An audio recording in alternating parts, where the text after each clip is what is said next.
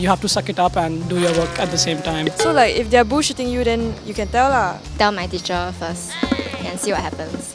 Wow, tell teacher this one what, secondary school Welcome to In My Honest Opinion, where every voice and opinion matters. Today we're going to be asking people what would they do if their fellow CCA members were not pulling their weight, citing mental health issues. Let's go. What will you do? What will you do? What will you do? The first thing you should do is to check in on them first and see how they are doing. Okay, that's the PC answer, but is that really what you will do? I'll try to reason out and help him out to show that both things are important. I would definitely ask her to seek help because mental health issues can be really draining. Ask him if he can continue coping or not, and if he's getting any help that he needs. Okay. And then, if he decides that he wants to focus on himself and he can't continue his role, then I would probably recommend for him to step down. If they are citing that as a reason, you can see it, like the visible effects of it on that person. So like if they're bullshitting you, then you can tell lah. If you're taking up a CCA, that means you have professionally committed to it. Yeah. You can't just bail yourself out on the basis that you have mental health issues. I think you have to suck it up and do your work at the same time. Oh, we're psychology majors here. Normally we would try to talk to the person one-on-one first, try to see what's the problem. But then also, if necessary, we remove them from that position or temporarily have somebody else replace them. I won't pressure them and be like, oh, why are you not stepping up? Because I feel like it's quite a sensitive issue. If it persists and she or he doesn't want to help herself, then I would just decide to drop the person.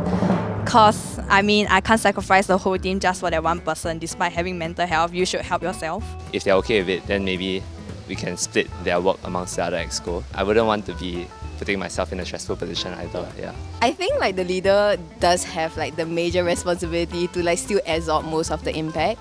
But I wouldn't say that you're obliged to do all of it. But if it looks like they're just saying it to run away from responsibility, then if it gets super serious, then I'll probably go tell my teacher first and see what happens. Wow, tell teacher this one what, secondary school Wow, Isaac's not here again. Hey, the competition is coming soon and we're going up against St. Mike's, He confirm gonna drag us down. Wow, but I saw him yesterday though. He seemed quite down Really meh? I saw him happily hanging out with Denise, Jivan, how? What are you gonna do? Isaac hasn't been showing up for training again. But he did tell me he's been feeling mentally unwell. What should I do? I should be more compassionate and supportive. Hopefully he'll get better soon. But I also need to treat everyone fairly. If he's not putting in effort, it will affect the team's performance and morale. The other members are already unhappy. Let us explore this situation from the perspective of two prominent ethical theories in moral philosophy, utilitarianism and deontology. Utilitarianism is the consequentialist ethical theory, which means it determines right from wrong by focusing on outcomes. It advocates for actions that foster happiness and oppose actions that causes unhappiness. And you might have heard this before, the greatest amount of good for the greatest number of people. Deontology, on the other hand, is a non-consequentialist ethical theory which emphasizes the inherent rightness or wrongness of actions regardless of their consequence. Don't lie, don't steal, don't cheat. The dilemma then arises because there could be conflicting duties, one to support the member with mental health concerns and another to maintain fairness and uphold the standards of the CCA.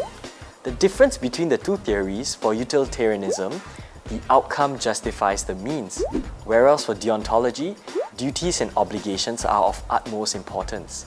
Whichever ethical framework the leader chooses, they must navigate the tension between the welfare of the individual and the collective. Ultimately, the resolution depends on what the leader believes in and what their values are. Back then, when I was a president of a club in university, my fellow EXCO members and me had to double up and step up for someone within the team. But that's what we did.